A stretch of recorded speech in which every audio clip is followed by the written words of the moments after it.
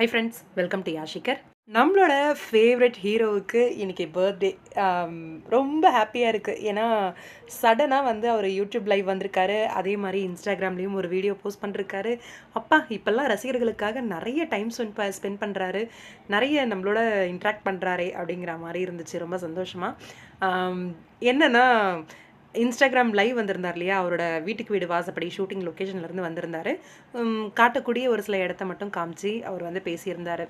அதே மாதிரி இன்ஸ்டாகிராமில் வந்து ஒரு போஸ்ட் ஷேர் பண்ணியிருந்தார், ஸ்டோரி ஷேர் பண்ணியிருந்தார். என்னென்னா அவர் வந்து கமெண்ட்டை வந்து எனபிள் பண்ணாமையே விட்டுட்டார் போல இருக்கு. அதனால் யார் போட்ட கமெண்ட்டுமே அவருக்கு டிஸ்பிளே ஆகலையாம், பார்க்கல அப்படின்ட்டு. மண்டை மேலே இருக்கிற கொண்டையை மறந்துட்டனே அப்படின்னு சொல்லிட்டு ஒரு வீடியோ ஷேர் பண்ணியிருந்தாரு. நீங்கள் காட்டுற அன்புக்கும் அக்கறைக்கும் சப்போர்ட்டுக்கும் ரொம்ப பெரிய நன்றி அப்படின்ற மாதிரி சொல்லியிருந்தாரு. இந்த ஒரு தவிர மறுபடியும் செய்யாமல் பர்ஃபெக்டாக மறுபடியும் ஒரு லைவ் வந்து நான் கண்டிப்பாக வரேன் அப்படின்னு சொல்லியிருக்காரு.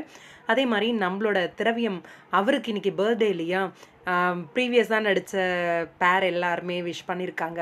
நம்ம பவித்ரா ஜனனி, ஸ்வாதி, அதே மாதிரி அவருக்கு தெரிஞ்சவங்க எல்லாரும் விஷ் பண்ணியிருக்காங்க. நம்மளோட வினோத் பாபு, அப்புறம் ஃப்ரெண்ட்ஸ், ஃபேமிலி, நம்ம ரித்து மேம் எல்லாருமே விஷ் பண்ணியிருக்காங்க. ரொம்பவே ஹாப்பியாக இருக்குது. நம்ம திரவியம் புது சீரியலில் ரொம்பவே நல்ல ஒரு மாஸான ஒரு கேரக்டரில் பார்க்குறதுல எல்லாத்தையும் தள்ளி போட்டுட்டு இப்போ ப்ரெசென்ட்டாக நம்ம ஹீரோ வந்து சீரியலில் மாஸ் காமிச்சிட்ருக்காரு. ரொம்பவே ஜாலியாக என்ஜாய் பண்ணி பாருங்கள். ரொம்ப சூப்பரான எபிசோட்ஸ் எல்லாம் காத்துட்ருக்கு. ஹீரோவுக்கு பிறந்தநாள் வாழ்த்துக்கள். இந்த நாள் மாதிரியே ஹாப்பியாக ஒரு லைஃப் இன்னுமே நல்லா ஷைன் ஆகி சூப்பராக வெள்ளித்திரையிலையும் சீக்கிரமாக அவரை பார்க்கணும். இதுதான் என்னோடய விஷ். நல்ல ஒரு ஆரோக்கியத்தையும் ஆயுசையும் அவருக்கு கொடுக்கணும் அப்படின்னு சொல்லி கடவுளை ப்ரே பண்ணிக்குவோம்.